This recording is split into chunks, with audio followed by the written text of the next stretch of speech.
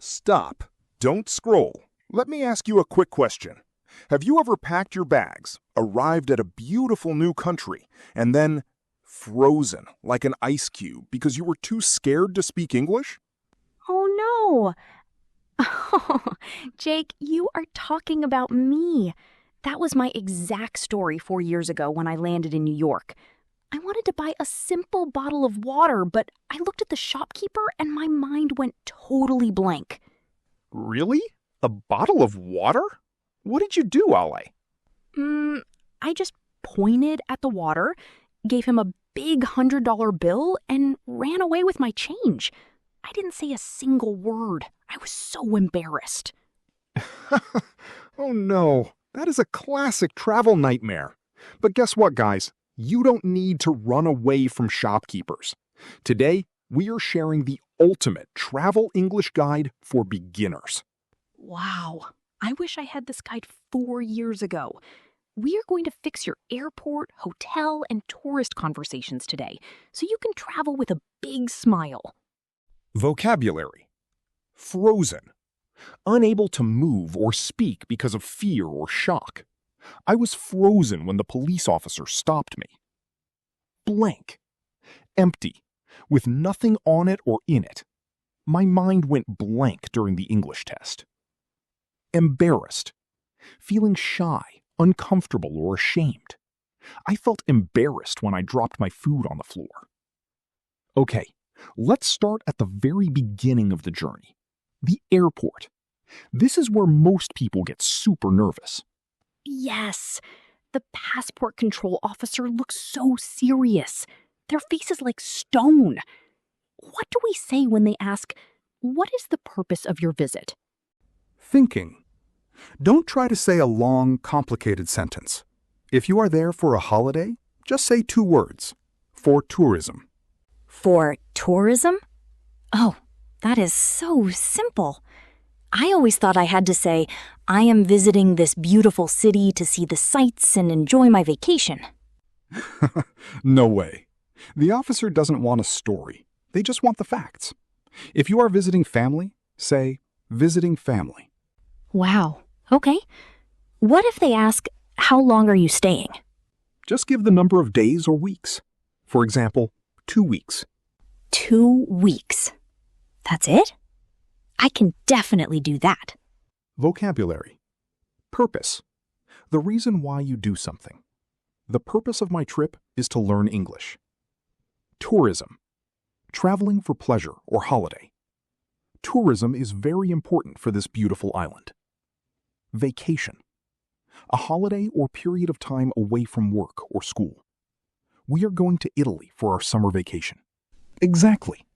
Now, let's move to the check-in desk before you get on the plane. The airline worker might ask for your passport and ticket. Okay, I can hand them my passport, but then they ask that tricky question. Window or aisle? Ah, they want to know where you want to sit on the airplane. Do you like looking outside, or do you like walking around easily? I love looking at the clouds, so I want the seat next to the window. Then you just say, "Window seat, please." And if someone likes the other side, near the walking path, how do you pronounce that word? It is pronounced aisle. The letter S is silent, so you say, "Aisle seat, please." Oh, aisle. The S is sleeping. I didn't know that. Aisle seat, please. Vocabulary. Tricky. Difficult to do or understand. This grammar rule is very tricky for beginners. Aisle. A passage between rows of seats in a plane or church. Excuse me, can I get past you to walk down the aisle? Silent. Making no sound. Quiet. The B in the word comb is silent. Perfect. Now imagine you land safely. You get your bags, you take a taxi to the hotel. Now you are standing at the hotel reception. What is the first thing you say? I usually say, "Hello, my name is Ale. I paid for a room on the internet." That is okay, but let's make it sound more natural. Say, "Hi, I have a reservation under the name Ale. I have a reservation under the name Ale. Okay, I like that. It sounds very professional. Then the receptionist will ask for your ID. They will give you the key card. But wait, you need to know about breakfast. Oh, yes. Food is the most important part of travel. How do I ask if the breakfast is free? You can ask, is breakfast included? Is breakfast included? And if they say yes, I am very happy. But what if I can't find my room? Just ask, where is the elevator? Or where are the stairs? Where is the elevator? Simple and direct. I love it. Vocabulary. Reservation. An arrangement to keep a room or seat for you. I made a reservation at the restaurant for 8 p.m. Included. Contained as part of a whole. Tax is already included in the total price. Elevator. A machine that carries people up and down in a tall building. The elevator is broken, so we have to use the stairs. Now you are out in the city. You are a tourist. You want to find the famous museum, but your phone has no internet. Oh no! Oh no, that is a real emergency. No Google Maps. What do I do? Don't panic. Find a local person, smile warmly, and say, "Excuse me, can you help me? Where is the museum?" Excuse me, can you help me? That is a very polite start. Yes, always start with "excuse me." It is like a magic key. Then use "where is the" for anything you need. Where is the restroom? Where is the train station? Where is the restroom? I need to remember that one. Sometimes your stomach hurts after eating strange street food. Exactly. And when you find a nice shop and want to buy a souvenir, how do you ask for the price? That one I know. How much is this? Perfect. How much is this? Short and sweet. Vocabulary. Emergency. A dangerous situation that needs immediate action. Please call the police. This is an emergency. Polite. Having good manners, respectful to others. It is polite to open the door for an old lady. Souvenir. Something you buy to remember a holiday. I bought a small model of the Eiffel Tower as a souvenir. Now, Ale, let's talk about the big picture. Motivation time. Why do people get so scared to travel using English? Thinking.